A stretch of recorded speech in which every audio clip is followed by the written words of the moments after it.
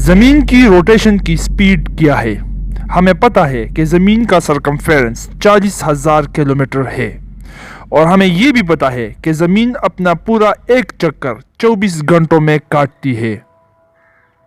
تو اگر ہم اس کی روٹیشن کی سپیڈ کو کیلکولیٹ کریں تو وہ لگ بھگ 1600 کلومیٹر پر ہاور بنے گا۔ اب آپ نے لوگوں کو جہازوں میں سفر کرتے ہوئے دیکھا ہے۔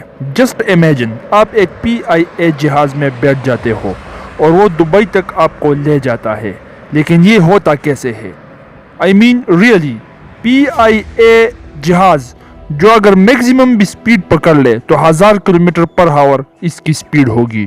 اب زمین کی روٹیشن کی خود کی سپیڈ 1600 کلومیٹر پر ہاور ہے فرام ویسٹ ٹو ایسٹ۔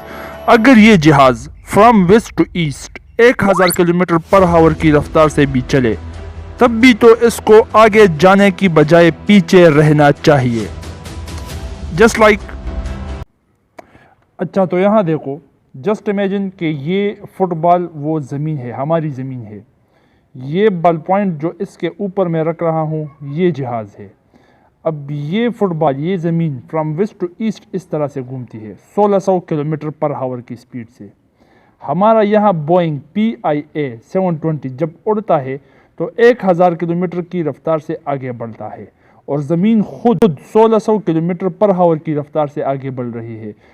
اگر PIA اڑ بھی جائے اور آگے جانے کی کوشش کرے تو نہیں کر پائے گا، کیونکہ یہ زمین خود آگے کی طرف 1600 کلومیٹر پر ہاور سپیڈ کی رفتار سے جا رہی ہے، اور اس طرح سے یہ 1000 کلومیٹر پر ہاور کی سپیڈ سے جانے والا PIA پیچھے رہ جائے گا۔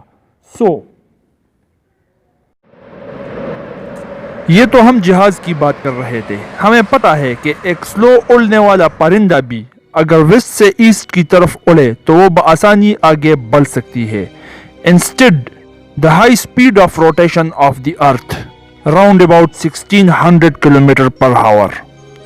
تو کیا یہ ایک سوال کھڑا نہیں کر دیتی کہ کیا سچ میں یہ زمین گھوم رہی ہے یا یہ رکی ہوئی ہے؟ کیا ناسا ہم سے جھوٹ بول رہی ہے؟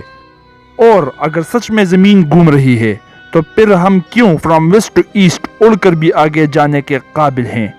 ان تمام سوالاتوں کے جوابات آپ کو دینے ہیں۔ میں اپنی اسٹوڈنٹس، اپنے سائنٹسٹس کی کیوریاسٹی چیک کرنا چاہتا ہوں۔ جا کر گوگل پر سرچ کرو اور آ کر کمنٹ میں بتاؤ۔ میں آپ کی کیپیسٹی چیک کرنا چاہتا ہوں کہ آپ کتنا ریسرچ کرنے کی قابلیت رکھتے ہو۔ سو موو آن مین۔